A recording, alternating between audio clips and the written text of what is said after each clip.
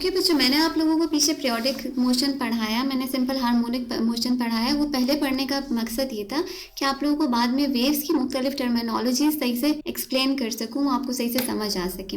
अब सबसे पहली टर्मिनोलॉजी हमारे पास आ रही है about the frequency. What is frequency? अगर कोई वाइब्रेटिंग बॉडी वेव्स जनरेट कर रही है, ये देखो ये वेव्स जनरेट हो रही है और यहाँ पर आपको पता चल रहा है किस किस्म की वेव्स। ये जो सेंट्रल चीज़ है इसको आप समझ सकते हो कि एक ऐसी बॉडी है जो मुसलसल वेव्स को जनरेट कर रही है। ये किस फ्रीक्वेंसी से या एक सेकंड में ये कितनी वेव्स जनरेट करती है, एक वेव जनरेटिंग बॉडी एक सेकंड में कितनी वेव्स जनरेट करती है, इसको हम कहते हैं इसकी फ्रीक्वेंसी। डिफाइन कैसे करेंगे हम इसको? Frequency of wave is defined as the number of waves generated by a source in a unit time. एक यूनिट टाइम, आपने कोई भी टाइम मुख्तस किया, उसमें एक वेव जनरेटिंग सोर्स कितनी वेव्स जनरेट कर रही है उसको हम कहते हैं उसकी फ्रीक्वेंसी। हम कहते हैं ना हाउ फ्रीक्वेंटली, कितनी जल्दी। तो फ्रीक्वेंसी असल में उसकी रफ्तार को कह सकते हो, जिस रफ्तार से वेव्स जनरेट हो रही होती है that is known as frequency. Frequency का फॉर्मूला है 1/t। टाइम पीरियड, कितने टाइम में कितनी वेव्स जनरेट हो रही हैं, that is known as frequency. Okay बच्चों, टाइम पीरियड क्या होता है? वो टाइम जिसमें एक ऑसिलेटिंग बॉडी जो है वो एक क्रस्ट एंड एक ट्रफ प्रोड्यूस करती है या एक वेव प्रोड्यूस करती है। एक वेव प्रोड्यूस करने में जितना टाइम लगता है उसको हम कहते हैं टाइम पीरियड। जैसे अगर पेंडुलम है, पेंडुलम अपना एक कंप्लीट वाइब्रेशन कितने टाइम में कंप्लीट करता था यहाँ से वहाँ तक, तो हम लोग कहते थे ये इसका टाइम पीरियड था। यहाँ पर टाइम पीरियड क्या होता है? वो टाइम जो चाहिए होता है एक कंप्लीट वेव बनाने के लिए। या आप ये कह सकते हो कि एक पर्टिकुलर पॉइंट में से आपने एक पॉइंट मुख्तस कर लिया, इसमें से एक complete wave having a complete wave क्या होता है? जिसमें एक क्रस्ट हो और एक ट्रफ हो।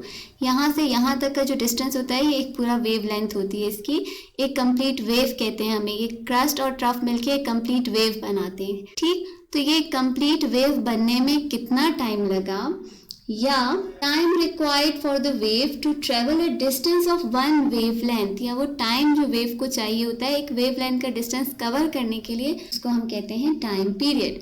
Time period is equal to 1/f, यानी जितनी ज़्यादा फ्रीक्वेंसी होगी उतना कम टाइम पीरियड होगा। जितनी तेज़ी से वेव्स जनरेट होती जाएंगी उतना कम टाइम पीरियड होगा उसका, और जितने आराम से वेव्स जनरेट होंगी चीज़ का टाइम पीरियड उतना ज़्यादा होगा। Then comes the wavelength and the amplitude। बच्चों आप ये डायग्राम देखो ज़रा गौर से, इसमें हम एक वेव बनाते हैं। ये ऑसिलेटिंग बॉडी है जो ऑसिलेट कर रही है, वाइब्रेटिंग बॉडी, और ये वाइब्रेटिंग बॉडी जो है ये क्रिएट कर रही है एक वेव। ये देखो ये इस किस्म की एक वेव है।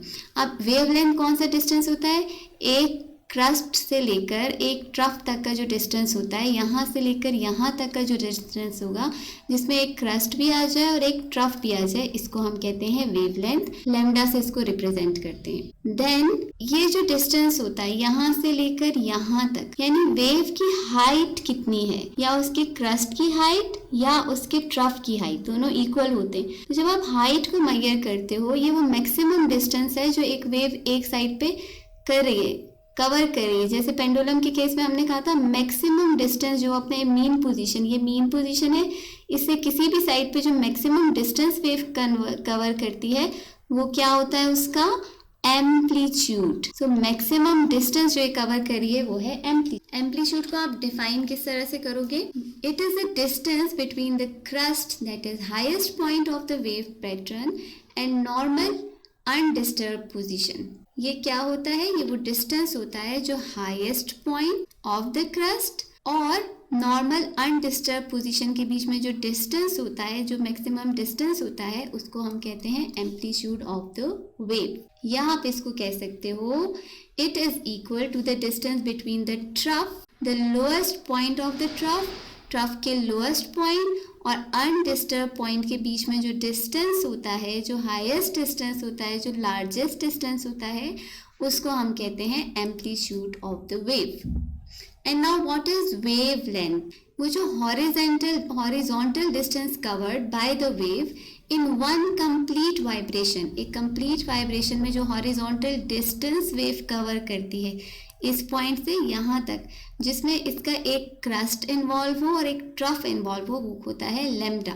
डिफाइन कैसे करोगे? Wavelength is the horizontal distance covered by the wave in one complete vibration of the particle. या हम कह सकते हैं it is the distance between two consecutive crusts और बिटवीन टू कंसेक्टिव ट्रफ्स। दो कंसेक्टिव ट्रफ्स, कंसेक्टिव मीन्स एक के बाद दीगरे जो आ रहे हों, दो कंसेक्टिव क्रस्ट्स या दो कंसेक्टिव ट्रफ्स के बीच में जो डिस्टेंस होता है that is known as wavelength. यहाँ से लेकर इस पोजीशन से लेकर इस पोजीशन तक का जो डिस्टेंस होगा वो क्या होगा, इसकी वेवलेंथ। डायग्राम थोड़ी टेढ़ी बन गई है, नीचे गिरती चली जा रही है, लेकिन खैर समझाने के लिए। और अगर आप लॉन्गिट्यूडनल वेव्स की बात करें तो लॉन्गिट्यूडनल वेव्स में वेव लेंथ क्या होगी, ये देखो लॉन्गिट्यूडनल वेव में हमने कहा जहाँ पर स्प्रिंग कंप्रेस हो रहा था ये कंप्रेशन थी, और जहाँ से स्प्रिंग रिलैक्स हो रहा था ये रिलैक्सेशन थी। फिर कंप्रेशन, फिर रेयरफेक्शन, फिर कंप्रेशन, फिर रेयरफेक्शन। तो दो कंप्रेशंस के बीच का डिस्टेंस या दो रेयरफेक्शंस के बीच का जो डिस्टेंस होता है उसको हम कहते हैं इसकी वेवलेंथ। यानी यहाँ पर जो है हमारे पास वेवलेंथ किसके इक्वल हो जाएगी, डिस्टेंस बिटवीन टू कंप्रेशंस, दो कंप्रेशंस या दो रेयरफेक्शंस के बीच का जो डिस्टेंस होता है that is known as wavelength, और ये डिस्टेंस जो है वो तकरीबन इक्वल होता है। अब ये लॉन्गिट्यूडनल वेव को ज़रा समझते हैं, ये आगे की तरफ जाती कैसे। बच्चों आप कंसिडर करो एक इंजन है जो आगे की तरफ चलता चला जा रहा है, और इंजन के पीछे लगी हुई हैं बोगियाँ, और ये जो बोगीज़ हैं ये किसके साथ लगी हुई हैं, स्प्रिंग के साथ अटैच हैं। अब असल में होगा क्या कि जब ये इंजन आगे की तरफ जाएगा तो इसकी ये जो इसका ये वाला जो स्प्रिंग है ये खिंच जाएगा, क्योंकि ये आगे की तरफ चला गया इंजन। ये जब खिंचेगा इसमें पैदा हो जाएगी रेयरफेक्शन। रेयरफेक्शन की वजह से क्या होगा कि ये दूसरी बोगी जो है ये आगे की तरफ खिंचेगी, ये आगे की तरफ इसको खींचेगा। जब ये आगे की तरफ जाएगी तो इस स्प्रिंग में हो जाएगा कंप्रेशन। जैसे ये वाला जो स्प्रिंग है ये कंप्रेस होगा तो यहाँ पर जो दूसरी बोगी के साथ स्प्रिंग लगा हुआ है ये रेयरफेक्ट हो जाएगा, ये आगे की तरफ खिंच जाएगा और रेयरफेक्शन होगा। इस रेयरफेक्शन की वजह से यहाँ जो तीसरा डब्बा है उस पर फोर्स पड़ेगी और वो आगे की तरफ खिंचेगा।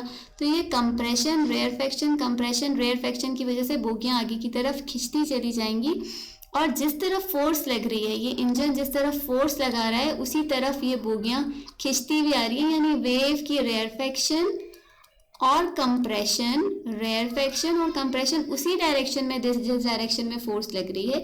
इसलिए हम कहते हैं कि जो पैरेलल या लॉन्गिट्यूडनल वेव्स जो होती हैं वो उसी डायरेक्शन में पैरेलल मूव करती हैं जिस डायरेक्शन में फोर्स अप्लाई हुई होती है, और जो ट्रांसवर्स वेव्स होती हैं वो परपेंडिकुलर डायरेक्शन में मूव करती हैं as the direction of the force. Then comes the wave velocity. बच्चों वेलोसिटी या स्पीड क्या होती है, distance covered per unit time. हमने पढ़ा था ना velocity is equal to distance covered per unit time, ये वेलोसिटी होती है नॉर्मल केसेस में। अब जब हम वेव की बात कर रहे हैं, हमने कहा हमने डिस्टर्बेंस क्रिएट की और वेव्स ने ट्रेवल किया। वेव्स किस रफ्तार से ट्रेवल कर रही हैं या ये वेव लेंथ किस रफ्तार से आगे की तरफ जा रहे हैं, ये होती है इनकी वेव की वेलोसिटी।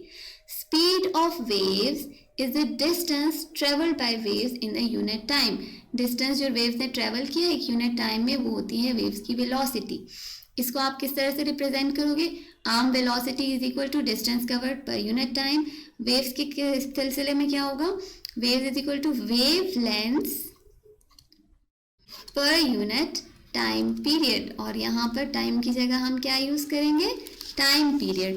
सो वेव्स की velocity is equal to wavelength upon time period. Velocity is equal to wavelength को हम किससे शो करते हैं, बाय लैम्डा, और टाइम पीरियड को हम शो करते हैं बाय टी। लेकिन टी किसके इक्वल होता है, 1/f के। So speed of the wave can be calculated as, time period की जगह हमने क्या लगा दिया 1/f, तो ये हमारे पास हो जाएगा f लैम्डा। एफ लैम्डा कैसे होगा, क्योंकि देखो v किसके इक्वल हो जाएगा, लैम्डा 1/f, और जब कोई चीज़ इस तरह इस पोजीशन में आ जाती है तो वो यहाँ से ऊपर जाके मल्टीप्लाई हो जाती है। So velocity of the waves is equal to frequency into lambda. ये फॉर्मूला है जिससे हम वेलोसिटी ऑफ वेव्स कैलकुलेट कर सकते हैं। वेव्स जो एक टाइप की होती हैं, और एक मज़े की चीज़ वेव लेंथ किसी भी किस्म की हो अगर वो सेम टाइप की हो तो उनकी कोई भी फ्रीक्वेंसी हो या उनका कोई भी वेव लेंथ हो वो सेम वेलोसिटी पे ट्रेवल करती हैं एक मीडियम से। For example light, electromagnetic waves और लाइट वेव्स या रेडियो वेव्स जो होते हैं वो सेम फ्रीक्वेंसी से ट्रेवल करते हैं through the air, that is 3.0 × 10⁸ metre